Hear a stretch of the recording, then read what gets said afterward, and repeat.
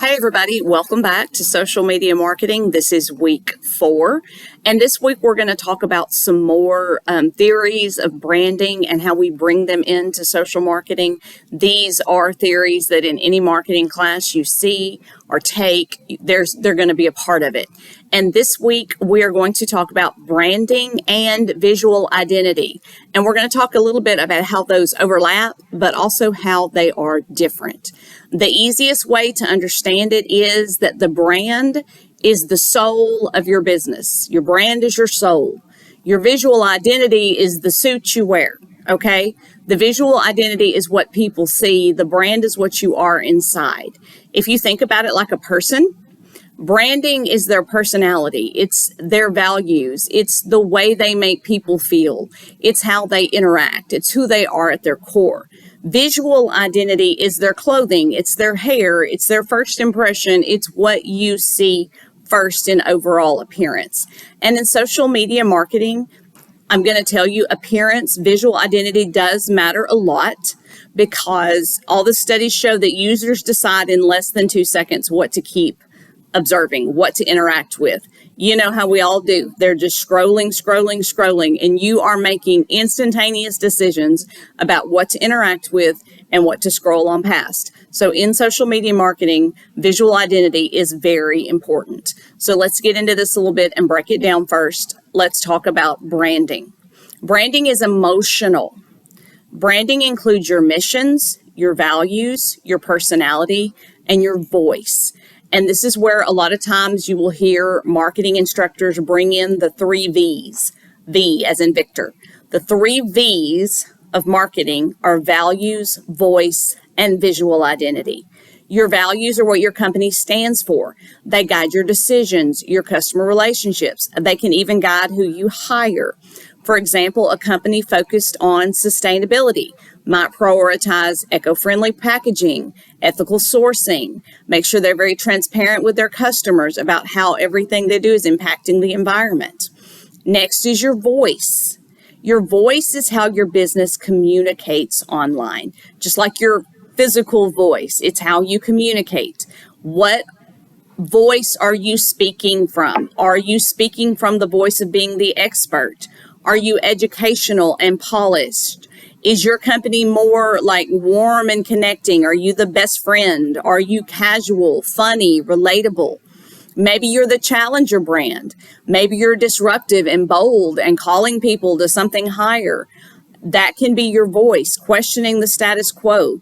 Your voice helps customers connect emotionally with your business. Your voice can also help pull people into your value. And now we're going to move more fully into visual identity because we're going to focus on that a lot this week. Visual identity is what people actually see with their eyes. And that includes things in your marketing such as the colors that you use, the fonts that you use, because in social marketing, there's words. You got to have a font that you've chosen. It includes your logos. It includes the type of photos, videos, graphics that you use. It is your overall aesthetic. And I'm going to tell you something about visual identity in social media marketing for sure. Consistency is everything. Your visual identity does not need to be related to the mood of Tuesday. It needs to be the same every time. The goal of your visual identity, you'll probably hear me say this over and over, is that as people are scrolling through the platform, they recognize your content before they even have time to read a single word or to see your name. If they have become familiar with you, they should be able to recognize you immediately because of your visual identity. We're going to look at a few visual elements. First, they're color palettes, and different color palettes speak to different things. This is part of you understanding who you are as a company. Colors create instant psychological reactions. We all know that.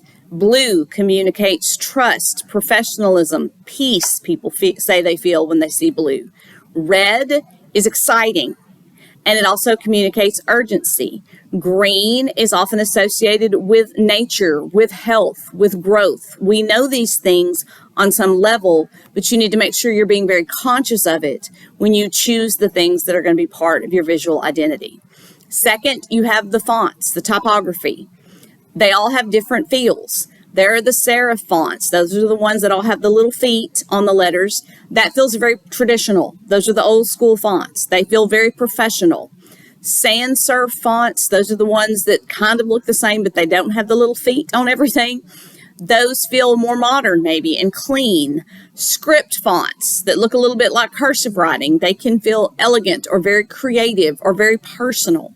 You, again, need to think about what are you trying to communicate, what are your values, and make sure that your visual identity in your fonts even carries that forward. There's also imagery style. What are your photos like? Are they bright and airy? Are they dark and moody? Are they really polished like a professional photographer took them?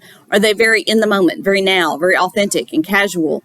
And all those kind of decisions are going to be related to what kind of business you are and who your target market is, okay? This is the visual vibe that becomes part of your identity.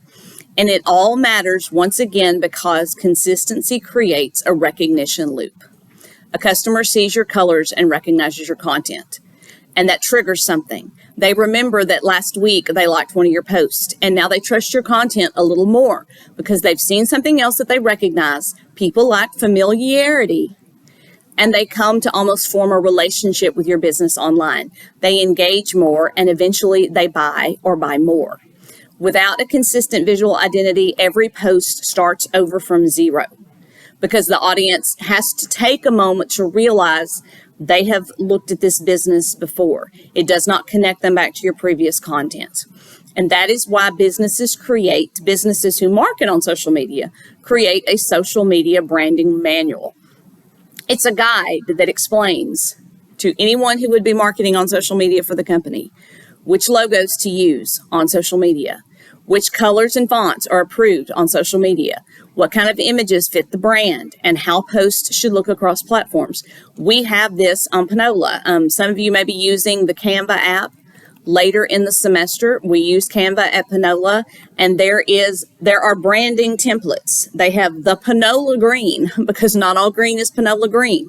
They have the gold that we use. They have a gray that goes in our color palette. They have the fonts that are approved for us to use for marketing. All these kinds of things because you want to be cohesive. It helps maintain consistency no matter who is creating the content. So remember, branding is the emotional experience. Visual identity is the visual expression of that experience. One is the soul, the other is the suit, and together they create recognition, trust, and long-term brand loyalty. Now, as almost always, you have a quiz this week, and also your assignment is going to be to create a branding manual, like what we talked about. And you are going to use that manual going forward in all of your content creation. You're going to use Canva. There's instructions in the module on accessing and using Canva to create the manual. Now, I'm going to tell you now, Canva is an excellent tool. There is a paid subscription if you want to go further, but even the free part of Canva is an excellent tool that can help you with all sorts of graphic design. What you're going to do is put together your branding manual. Now, I do want to encourage you to be thoughtful.